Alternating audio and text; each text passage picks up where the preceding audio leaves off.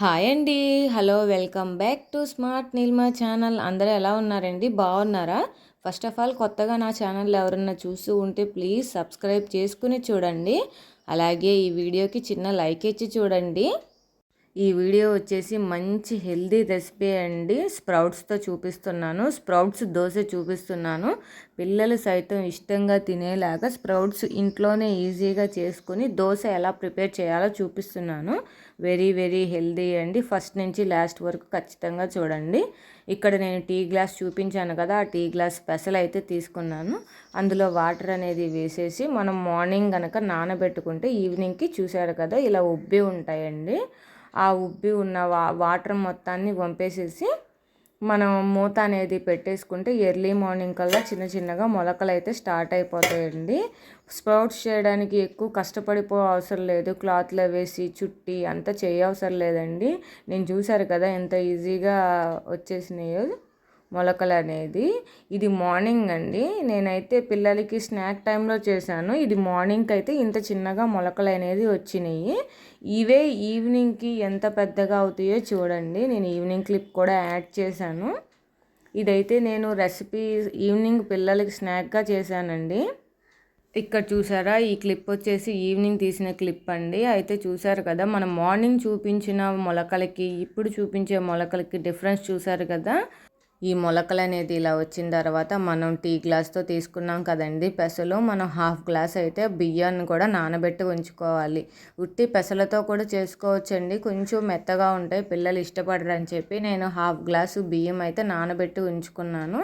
అవి కూడా చక్కగా నానిపోయినాయి.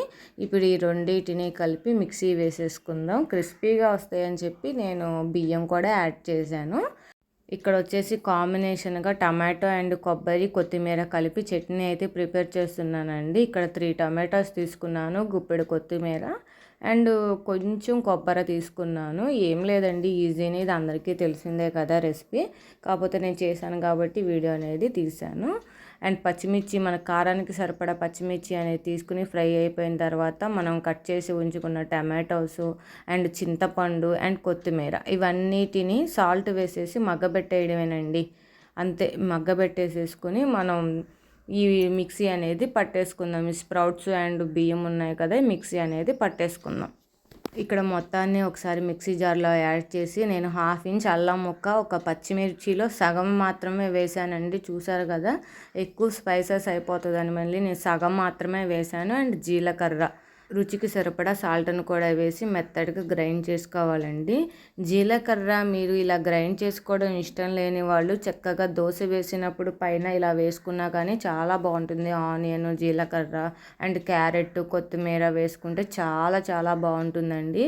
కాకపోతే పిల్లలు తినరు కదా, పలుకులు అలాంటివి వస్తే తీసి పెడతారని చెప్పి నేను జీలకర్ర అనేది గ్రైండ్ చేసేసాను. ఇష్టం లేని వాళ్ళు స్కిప్ చేసేయచ్చు, పైన కూడా చల్లుకోవచ్చు. ఇక్కడైతే కొత్తిమీర పచ్చడి రెడీ అయిపోయిందండి. టమాటో కొత్తిమీర పచ్చడి అనేది మిక్సీ జార్లో వేసేసాను. మిక్సీ జార్లో వేసేసి అదైతే సిద్ధంగా ఉంది. ఇక్కడ గ్రైండ్ చేసుకున్న దోశ పిండి కూడా అయితే రెడీగా ఉంది. ప్యాన్ కూడా కడిగి రెడీగా పెట్టేసుకున్నాను. ఇంకా అన్నీ రెడీగా ఉన్నాయి కదా, దోశ వేసేద్దాం రండి.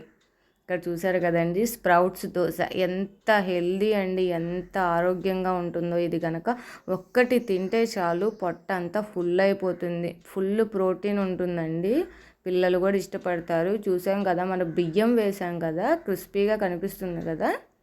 దోశ అయితే కరకరలాడుతూ చాలా బాగా వచ్చిందండి. పిల్లలు కూడా ఇష్టంగా తింటారు. నేను ఈవినింగ్ టైంలో వేశాను కదా, పిల్లలు చక్కగా తినేశారండి. అలాగే మా చిన్నోడికి కూడా వేసి ఇచ్చేస్తున్నాను. క్రిస్పీగా వస్తాయండి దోశలు, ఏమాత్రం వెగటు లేకుండా చాలా బాగా వస్తాయి. మీరు కూడా ట్రై చేసి ఎలా ఉందో కామెంట్ చేయండి. అలాగే డైట్ చేసేవాళ్ళు అయితే మార్నింగ్ బ్రేక్ఫాస్ట్లో ఏం తిన్నా తినకపోయినా కనుక ఇది ఒక్క దోశ తింటే సరిపోతుందండి. మనం 2 తింటే అసలు మధ్యాహ్నం లంచ్ కూడా తినవసరం లేదు, అంత హెవీగా ఉంటుంది, పొట్ట అయితే హెవీగా ఉంటుంది.